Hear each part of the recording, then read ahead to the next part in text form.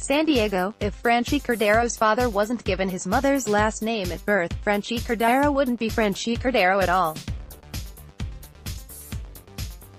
"I'd be Franchy Brito," he said with a laugh. Brito, like Socrates Brito, the Padres' newest outfielder. Yes, Cordero and Brito own two of baseball's coolest. San Diego. If Franchy Cordero's father wasn't given his mother's last name at birth, Franchy Cordero wouldn't be Franchy Cordero at all.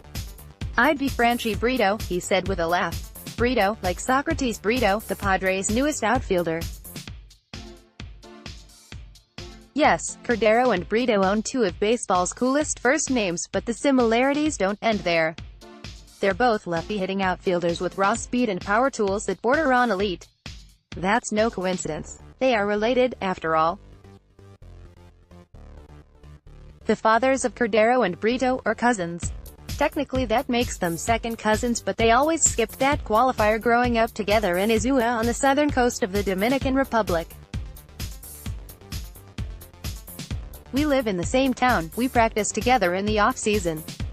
It's just really cool to be here with him," Brito said. There might be an uncomfortable family moment forthcoming. When the Padres claimed Brito on Wednesday, it gave them 6 outfielders. They're going to make a roster move Saturday, when Nick Margevicius will be called up to take the final rotation spot. If Cordero and Brito are so similar, it stands to reason there wouldn't be room for both on the Padres bench. Cordero could head to AAA, with the 26-year-old Brito out of options. But there's more behind that decision. Cordero struggled in spring training, and the Padres would love to get him regular at-bats. The 24-year-old had his season cut short last May because of elbow surgery. Sometime at AAA might help Cordero find his form from last April. That said, both could still remain on the roster.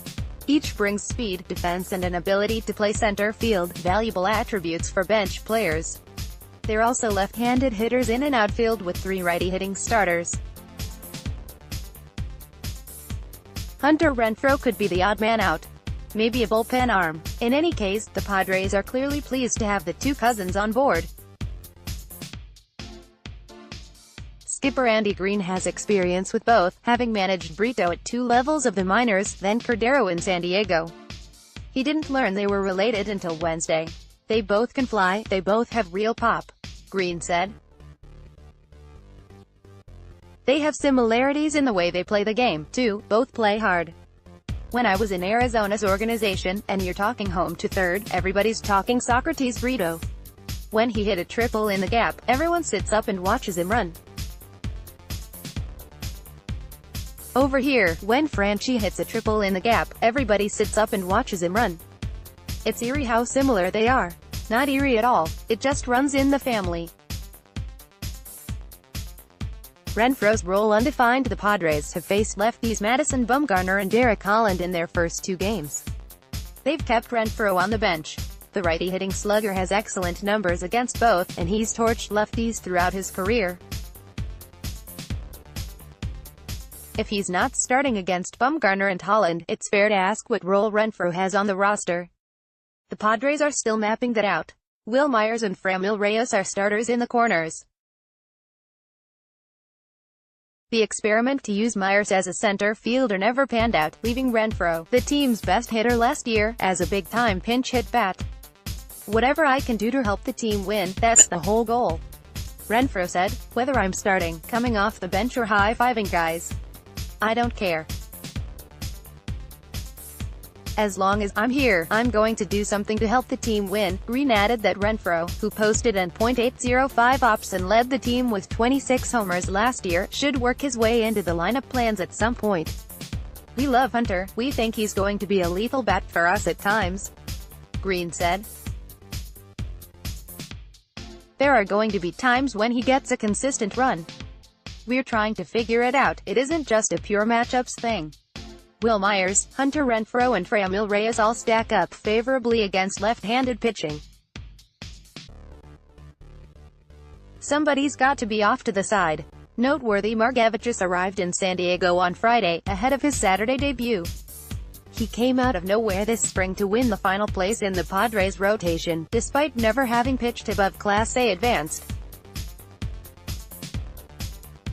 "They said we don't care where you've played, just go out and show us, go do it," Markevicius said.